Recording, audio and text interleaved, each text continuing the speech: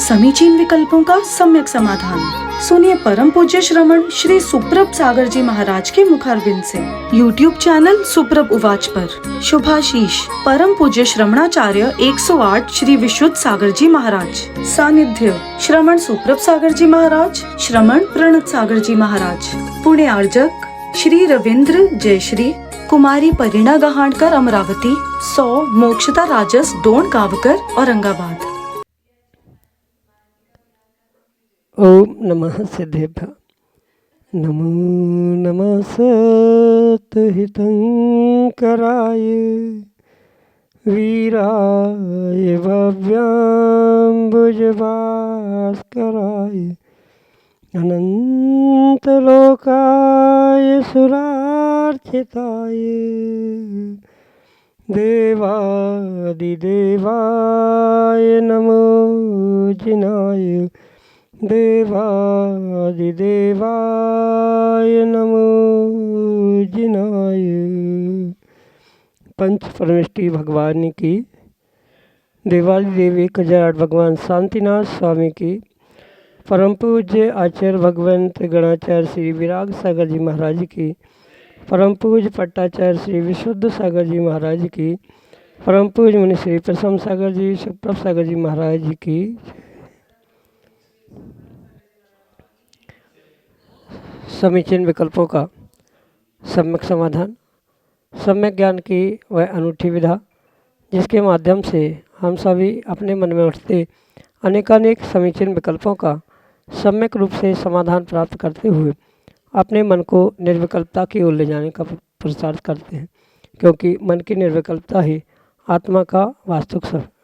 और ऐसी आत्म कल्याण की अनूठी विधा परम पूज्य आचार्य भगवंत गुरुवर विशुद्ध सागर जी महाराज के मंगल सुभाषित से परम पूज्य मुनि श्री सुप्रभ सागर जी महाराज द्वारा प्रतिदिन आपको प्रदान की जाती है। तो आप भी पुरुषार्थ करते हुए अपना समीचीन विकल्प भेजें और परम पूज्य मुनि से उसका सम्यक समाधान प्राप्त करें। प्रारंभ करते हैं आज का सम्यक समाधान।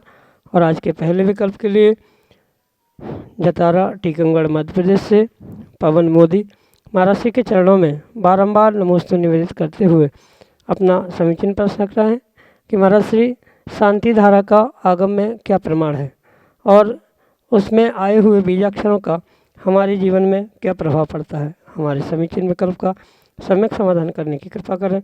नमोस्तु नमोस्तु। ओम नमः सिद्धम। परम पूज्य आचार्य भगवान गुरुवर विशुद्ध सागर जी महाराज की, परम पूज्य श्रमण मुनि प्रसम सागर जी महाराज की,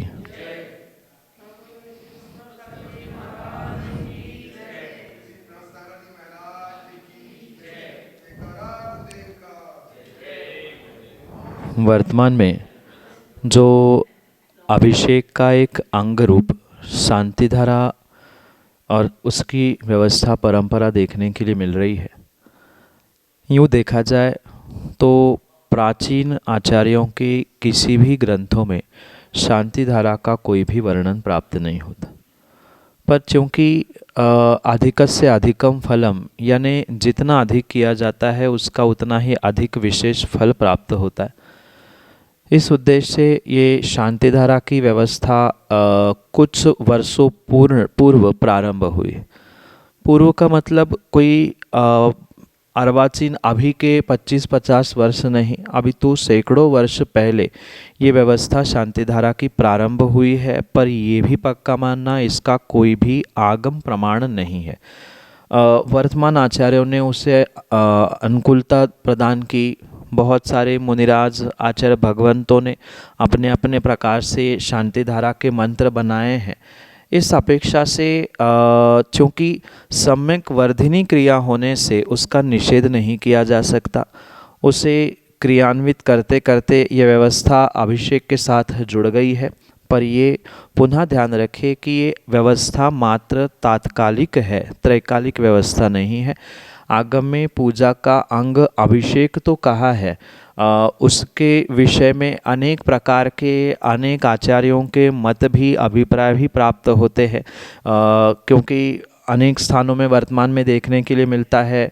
कई स्थानों पे पंचामृत अभिषेक होता है, कई स्थानों पर मात्र जलाभिषेक होता है, कई स्थानों पर मंत्र कहीं के पढ़े जाते हैं, कुछ अभिषेक होता है, द्रव्य कुछ होता है। तो ये भिन्न भिन्न व्यवस्था अभिषेक के निमित्त से तो आगम ग्रंथों में, प्राचीन ग्रंथों में प्राप्त होती है, पर शांतिधारा का उल्लेख प्राचीन आगम ग्रंथों में नहीं होता। वर्तमान के और कुछ पूर्व आचार्यों ने इसे अनुकूलता और सहमति प्रदान करते हुए उचित कहा है। इस कारण से शांतिधारा बोलने में कोई दोष, कोई पाप नहीं है। दूसरी बात, जो शांतिधारा के बीजाक्षर है वे अपने आप में, चूँकि बीजाक्षर है और बीजाक्षर का अपने आप में बहुत बड़ा महत्व आचार्य भगवंतों ने कहा है, और अगर कुछ विशेष विधि करते हुए उन मंत्रों के माध्यम से श्री जी पे धारा छोड़ी जा रही है अखंड रूप से, तो उस अखंड रूप से धारा और वह मंत्र, प्रतिमा जी, इन सब का एक वैज्ञानिक रूप से कैलकुलेशन करते हुए आचार्यों ने कहा है उस मंत्रों की ऊर्जा, बीजाक्षरों की ऊर्जा अगर व्यक्ति प्रेजेंट माइंड और प्रेजेंट रहते हुए साक्षात देख रहा है, अनुभव कर रहा है, उस गंधोदक आदि को ग्रहण कर रहा है, तो बिल्कुल उसको वह कार्यकारी ही बनेगी। बहुत सारे बीजाक्षर वहाँ शांतिधारा के समझ में भी नहीं आए, पर फिर भी वह अपने आप में ऊर्जावान शब्द है। उनसे मिलने वाली ऊर्जा व्यक्ति के लिए तन, मन और अनेक प्रकार से सहयोगी बनने के लिए निमित्त हो सकती है। इसलिए आगम में प्रमाण नहीं होने पर भी वर्तमान में सभी ने, पूरे संघों ने उसे स्वीकार किया। इस अपेक्षा से सम्यक वर्धिनी क्रिया है, इस अपेक्षा से वे बीजाक्षर अपने आप में ऊर्जावान, और कुछ अभिषेक शांतिधारा के साथ बीजाक्षरों का वैज्ञानिक केमिकली रिएक्शन के साथ किया गया कैलकुलेशन, इससे इसका वर्तमान परिप्रेक्ष्य में बहुत आवश्यकता से कार्य करने की ये जो व्यवस्था बनी है ये उचित है। यही आपके लिए सम्यक समाधान। विभव सुश्रुत खेड़कर, नागपुर, महाराष्ट्र से महाराज जी के चरणों में बारंबार नमोस्तु करते हुए अपना प्रश्न रख रहे हैं कि महाराज जी सिर्फ अष्टमी और चतुर्दशी को ही पर्व की संज्ञा हमारे आगम में क्यों दी गई है? हमारे समीचीन विकल्प का सम्यक समाधान करने की कृपा करें। नमोस्तु महाराज जी, नमोस्तु। बदलते हुए काल में जो समस्या सामने आ रही है वह मात्र काल का ही प्रभाव नहीं है, पर काल में जन्म लेने वाले उन काली सोच वाले जीवों का भी ये प्रभाव देखने के लिए मिलता है। जैसे अनेक युग कहे जाते हैं, पहले त्रेधा युग, कलियुग आदि, ये जो युगों की व्यवस्था है, आप थोड़ा सा इतिहास के पन्नों को पलटते हुए देखें तो पहले देव और दानव यानी राक्षस और देवों में युद्ध हुआ करता था। कथानक आते हैं, भले ही हमारे आगम ग्रंथों में व्यवस्था अलग कही है, पर सामान्य रूप से जो प्रचलन में देखने के लिए मिल रहा है, पहले देव और दानव का, राक्षसों का युद्ध होता था। फिर कभी देखने के लिए मिला कि राम और रावण का युद्ध हुआ। फिर कभी देखने के लिए मिला कि आपस में ही अपनों की लड़ाई हुई। आज भी लड़ाई तो चल रही है, पर आप अपनों में नहीं, अपने आप के साथ ही चल रही। ये काल के साथ कहीं न कहीं व्यक्ति के सोच का ही प्रभाव है।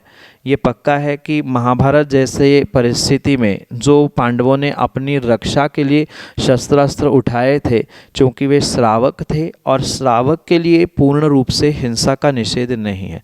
4 प्रकार की हिंसा आगम में आचार्य भगवंतों ने बताई है। एक संकल्पी हिंसा, एक विरोधी हिंसा, एक उद्योगी हिंसा, एक आरंभी हिंसा। इनमें से श्रावक अपनी योग्यता से मात्र संकल्पी हिंसा का त्याग करते हुए अहिंसा अणुव्रत को प्राप्त कर सकता है। तो संकल्पी हिंसा यानी बुद्धिपूर्वक किसी को नहीं मारना, ये संकल्पी हिंसा कहलाती है।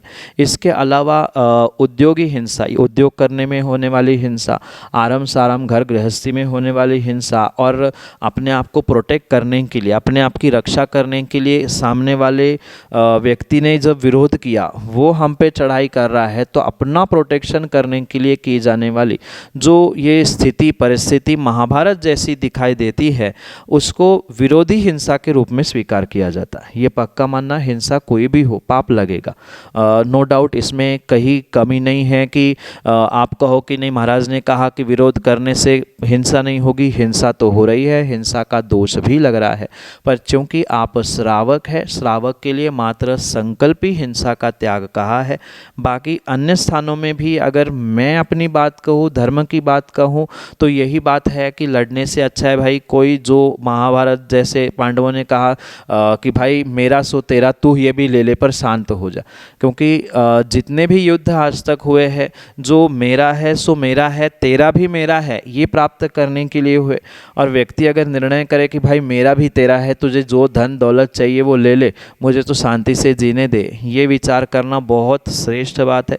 नहीं हो पा रहे हैं तो कम से कम जो व्यवस्था कही है, संकल्प हिंसा का त्याग करते हुए अपनी सुरक्षा करने का विचार करना, इसमें दोष जरूर है, हिंसा भी लगेगी प्रायश्चित लेकर, पर उसे आप व्यवस्थित कर सकते हैं। इतनी शक्ति अगर है कि ठीक है भाई मेरा सो भी तेरा, तू अपना देख ले, मैं सब कुछ छोड़कर अपना बुरा भविष्य, अपना नया पुनः कुछ बना लूँ, तो ये सर्वश्रेष्ठ बात है। नहीं तो जो ये व्यवस्था बताई है उसके अनुसार कार्य करें, यही आपके लिए सम्यक समाधान। विजय गोधा, लक्ष्मीनगर, नागपुर, महाराष्ट्र से अगले समीचीन विकल्प कर। आदरणीय मुनि भगवान सुप्रभ सागर जी एवं प्रणत सागर महाराज जी को नमोस्तु करते हुए मैं मेरी जिज्ञासा समक्ष रखना चाहता हूँ। महाभारत में पांडव और कौरव की लड़ाई में पांडवों को हिंसा का दोष लगेगा क्या, और ऐसी परिस्थिति अगर अपने जीवन में आए तो हमें क्या करना चाहिए? नमोस्तु गुरुदेव, नमोस्तु। आचार्यों ने दो प्रकार के पर्व कहे हैं, एक त्रैकालिक पर्व और एक तात्कालिक पर्व। कोई निमित्तों को लेकर जो उत्सव महोत्सव या कुछ धर्म से जुड़ने की व्यवस्था कही है वे तात्कालिक पर्व कहलाते हैं। महावीर निर्माण, महावीर जयंती आदि ये सब कुछ तात्कालिक पर्व है, क्योंकि कुछ निमित्त लेकर नैमित्तिक होने के कारण से। उसके अलावा अष्टमी और चतुर्दशी ये दो तिथियां ऐसी विशेष तिथियां हैं, इन्हें त्रैकालिक पर्व के रूप में कहा जाता है। इसके पीछे आचार्य भगवंतों ने कोई कारण नहीं दिए, जैसे अष्टानिका है, अष्टमी चतुर्दशी है, ये त्रैकालिक पर्व है धर्म से जुड़ने के लिए। इसके पीछे वैज्ञानिक कारण तो अवश्य है, जो हमारा वीतराग विज्ञान इसे समझाता है कि अष्टमी चतुर्दशी ऐसे दिन हैं, इन दिनों में व्यक्ति के अक्सर भाव कम ज़्यादा होते हैं। या आप विश्व स्तरीय घटनाओं को देख लेना, विश्व स्तरीय घटना भी कई बार घटित होती है, तो वो भी अष्टमी चौदस के एक दिन आगे पीछे या उन्हीं दिनों में, पर्व के दिनों में ही होते। उन समयों में मतलब अष्टमी चतुर्दशी के एक दिन आगे पीछे का समय कुछ ऐसा विशेष समय होता है जहाँ जीवों के भाव बिगड़ना, कुछ ऐसे आपातकालीन घटनाएं होना, ये सब कुछ संभव होता है। कुछ काल का दोष कह दे, और ऐसे समय पे आप अन्य कोई कार्य करोगे तो वहाँ स्वाभाविक रूप से गड़बड़ होना, आपत्ति विपत्ति का सामना होना। तो उसके अलावा आपको पर्व के नाम से अगर वो परोसा जाए अष्टमी चतुर्दशी को, तो स्वाभाविक रूप से धर्मात्मा व्यक्ति धर्म से जुड़ेगा। प्रोषोदोपवास जो कहा जाता है, एक दिन आगे पीछे अपने भावों को कम भोजन देने से शरीर को अपने भाव संयमित किए जा सकते हैं। ये बहुत सारा कैलकुलेशन करते हुए उसके पीछे कारण कहा है कि आपके भाव व्यवस्थित रहे, आप आपका जीवन व्यवस्थित बनाए रखे, बाहर के निमित्त आपके लिए प्रभावित ना करे, क्योंकि कम खाने से भाव भी बिगड़ने की संभावना कम होती है, संयमित होने की संभावना वहाँ पर होती है। ये उद्देश्य लेकर इन तिथियों को पर्व के रूप में कहा जाता है। यही आपके लिए सम्यक समाधान। रश्मि संजय पाटनी, अगले समीचीन विकल्प के लिए हमारे सामने। महाराज जी के चरणों में नमोस्तु नमोस्तु नमोस्तु। चौमासे के उपरांत महाराज जी लोग का विहार करना ज़रूरी क्यों होता है? बहता पानी निर्मला, ये जो सामान्य रूप से कहा जाता है, यही लोकोक्ति साधु के जीवन में भी चरितार्थ होती है। जैसे पानी बहता रहने से ही निर्मल रहता है, लंबे समय तक ठहरा हुआ पानी सड़ जाता है, खराब होता है, ऐसे ही लंबे समय तक अगर साधु किसी नगर किसी स्थान में रहता है तो किसी व्यक्ति विशेष से जो सेवा में लगा है उससे राग होना, जो सेवा नहीं कर रहा है, विपरीत कोई कार्य कर रहा है, ऐसे व्यक्ति से द्वेष उत्पन्न होना ये स्वाभाविक रूप से देखने के लिए मिलता है, क्योंकि मुनिराज अभी तो वितरागी हुए नहीं है, वैरागी है, कर्म का उदय कर्माश्रव भी उनके साथ है। तो लंबे समय एक जगह पे ठहरने से कहीं ना कहीं राग द्वेष की उत्पत्ति मनुष्य होने के कारण से होना स्वाभाविक है। और इन्हीं बातों से वंचित होने के लिए या अपनी वितरागता की ओर आगे बढ़ना, वैराग्य को कायम करना, इस उद्देश्य से ही ये मुनिराजों का विहार नियत हुआ करता है। ये भी आचार्य भगवंतों ने कहा है कि जब तक कुछ विशेष प्रयोजन होते हैं, आयोजन होते हैं, तब तक ही एक स्थान पर रुकने की आज्ञा प्रदान की है। जहाँ कोई कार्य नहीं है, कोई प्रयोजन नहीं है, ऐसे बड़े स्थानों पर 3 दिन से या 5 दिन से अधिक नहीं ठहरना, छोटे गांव, छोटे कस्बों में 1 दिन से अधिक नहीं ठहरना आदि सब कुछ व्यवस्था आगम में लिखी है। चातुर्मास जैसे ही कुछ विशेष अवसर होते हैं जहां मुनिराज लंबे समय तक ठहरते हैं, क्योंकि चातुर्मास प्रयोजन है। वासना के लिए भी वह 1 महीना रुक सकते हैं। अन्य कोई पंचकलणक विधान या और कोई ऐसे कार्य प्रयोजन आयोजन होते हैं, वहाँ तो वे लंबे समय तक रुक सकते हैं, पर बहते रहना, विहार करते रहना, यही उनके चारित्र में, उनके ज्ञान में और उनकी सभी क्रियाओं में निर्मलता लाने के लिए निमित्त होता है। इसलिए कार्य हुआ कि तुरंत ही मुनिराज एक स्थान से दूसरे स्थान पर विहार करते हुए अपने संयम को, अपने चारित्र को, अपने रत्नत्रय को वृद्धि प्राप्त कराने के लिए पुरुषार्थरत होते हैं। यही आपके लिए सम्यक समाधान। शुभ्रा विनय भज अगले समीचीन विकल्प के साथ सामने। माँ जी, हमारा प्रश्न ये है कि मुनिराज का जब चतुर्मास होता है तो उस वक्त श्रावक के क्या कर्तव्य होते? किन्हीं निर्ग्रंथ मुनिराजों का, आचार्य भगवंतों का या किन्हीं पिछीधारी संघों का नगर में चातुर्मास होना ये बहुत दुर्लभ और बहुत सातिशय पुण्य का ही निमित्त होता है। पर विरले ही श्रावक ऐसे निमित्तों को प्राप्त करते हुए अपने आप को और अपने घर, परिवार, समाज को साधु की सेवा में संलग्न करते हुए कर्तव्यों का पालन करने का प्रयास करते। जो श्रावकों के लिए 6 आवश्यक 6 कर्तव्य कहे हैं, उसमें से 6 आवश्यक वे चातुर्मास के समय में बिल्कुल आंख बंद करते हुए ही प्राप्त कर सकते, क्योंकि हमेशा साधु नगर में रहे आवश्यकता नहीं है। पर 4 महीने चतुर्मास में साधु लगभग किसी न किसी नगर में रहते, और किसी आपके नगर में अगर ऐसा चातुर्मास का मौका मिला है तो इससे बड़ा सौभाग्य उस समाज का श्रावकों का हो ही नहीं सकता। पर यह भी वर्तमान परिप्रेक्ष्य में सत्य है कि विरले ही कोई ऐसे पुण्यात्मा जीव होते हैं, समाज के कुछ ऐसे परिवार होते हैं जिनको साधु की कीमत होती है। और मैं कई बार इस बात को दोहरा चुका हूँ कि साधु की कीमत उन्हें ही होती है। साधु के चातुर्मास की, साधु की सेवा की कीमत भी उन्हें को होती है जिनको अपने स्वयं की जिंदगी और जीवन की कीमत होती है। मैं मनुष्य बना हूँ, मुझे ये सौभाग्य मिला है। मनुष्यों के अलावा अन्य कोई आहारदान नहीं कर सकता, प्रत्यक्ष उनकी सेवा नहीं कर सकता। ये व्यक्ति जो जानता है वो ही ऐसी स्थिति में अपने आवश्यकों का परिपालन करते हुए जीवन में बहुत कुछ प्राप्त करने का चातुर्मास जैसे मौकों में पुरुषार्थ करता है।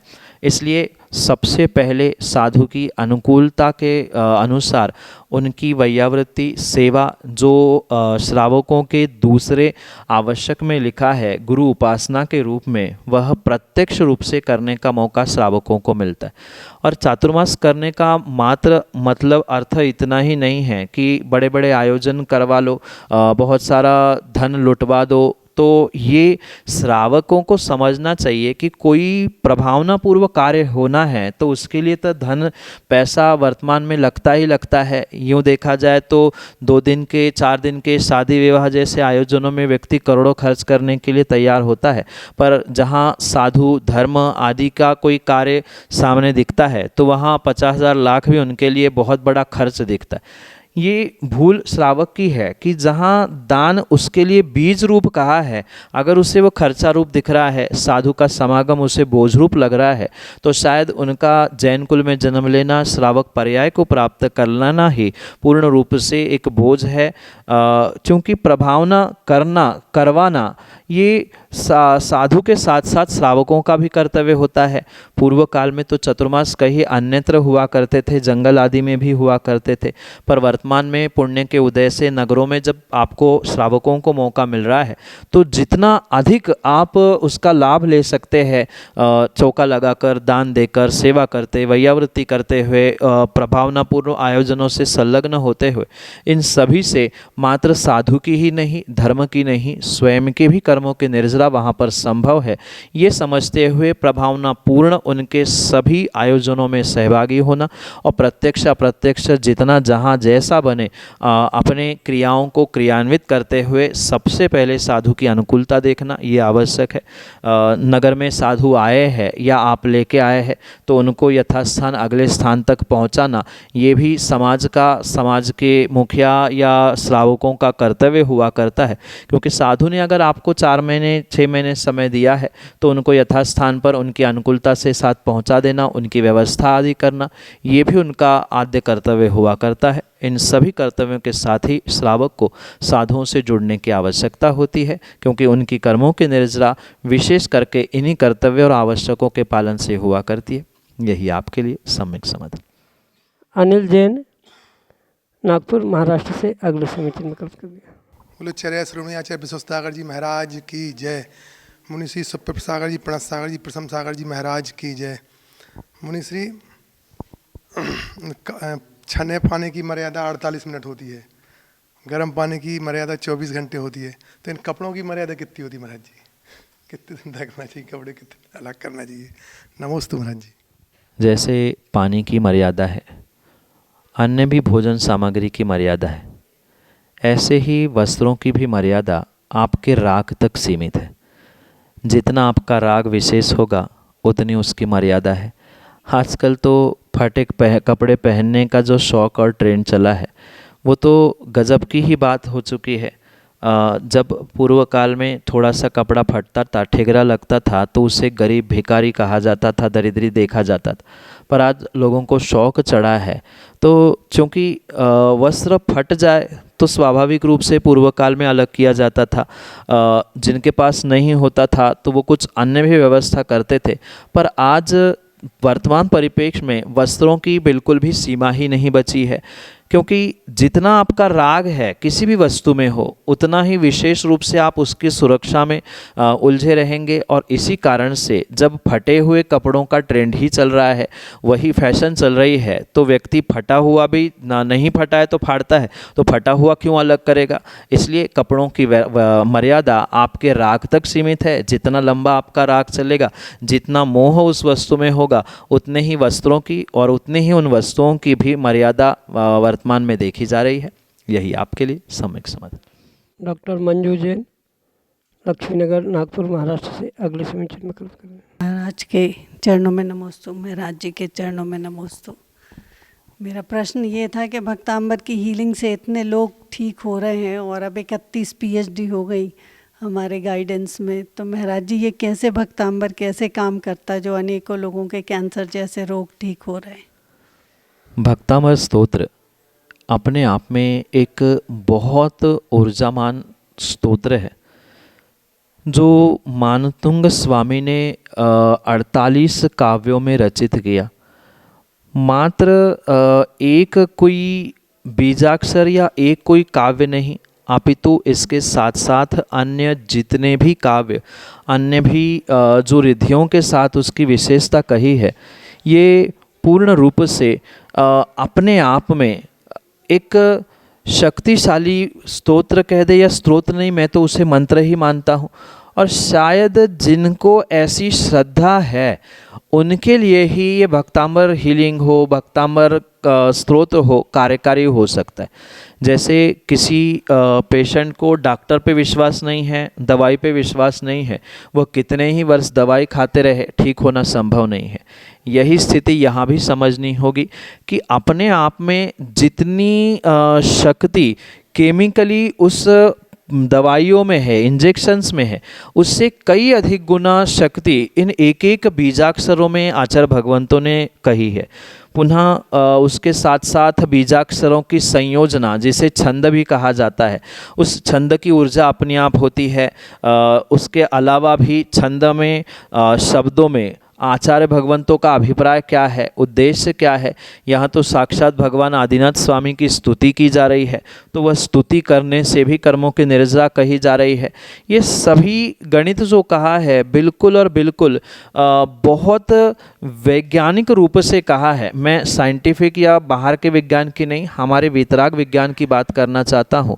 हमारा जिन धर्म अपने आप में परिपूर्ण है और उसमें ऐसे महान स्तोत्र बीजाक्षर आदि है जिसके माध्यम से बहुत कुछ व्यक्ति कर सकता है। अगर हम उस विज्ञान की यानी वीतराग विज्ञान की ही बात करें तो भले ही ऐसा निश्चय से कहा जाता है कि एक द्रव्य दूसरे द्रव्य का कुछ नहीं करता, पर फिर भी एक द्रव्य दूसरे द्रव्य के लिए बहुत बड़ा निमित्त भी हो सकता है। भगवान को देखकर जब कर्मों की निर्जरा होती है, गुरु का आशीर्वाद लेकर अपने आप में शक्ति संचारित होती है, तो ऐसे ही श्रद्धावान जीव अगर इस भक्तांबर की हीलिंग को, भक्तांबर के स्त्रोत आदि को ग्रहण करता है तो जीवन में उसके लिए बहुत कुछ वह प्राप्त करते हुए जीवन बदलने के लिए, वह अपने आप को बदलने के लिए कार्यकारी निमित्त हो सकता है। क्योंकि एक एक अक्षर, एक एक बीजाक्षर हमारे यहाँ मंत्रित होने, मंत्र के रूप में होने के कारण से ऐसा कहा जाता है कि उसकी रक्षा करने वाले सैकड़ों हजारों देवी देवता है, और जितने व्यवस्थित रूप से पढ़ा जाएगा उतने ही वे खुश होंगे या प्रसन्न होंगे, वे कुछ कार्य करेंगे, पुण्य भी बढ़ेगा। तो दोनों जब ये कोइंसिडेंस साथ में हो जाते हैं तब बहुत सारे असाध्य रोग भी साध्य होते हुए, ठीक होते हुए देखने के लिए मिलते हैं। यही आपके लिए सम्यक समाधान। समीचीन विकल्पों का सम्यक समाधान सुनिए परम पूज्य श्रमण श्री सुप्रभ सागर जी महाराज के मुखारविंद से। YouTube चैनल सुप्रभ उवाच पर शुभाशीष परम पूज्य श्रमणाचार्य 108 श्री विशुद्ध सागर जी महाराज। सानिध्य श्रमण सुप्रभ सागर जी महाराज, श्रमण प्रणत सागर जी महाराज। पुणे आर्जक श्री रविंद्र जयश्री, कुमारी परिणा गहाणकर अमरावती, 100 मोक्षता राजस डोण कावकर औरंगाबाद।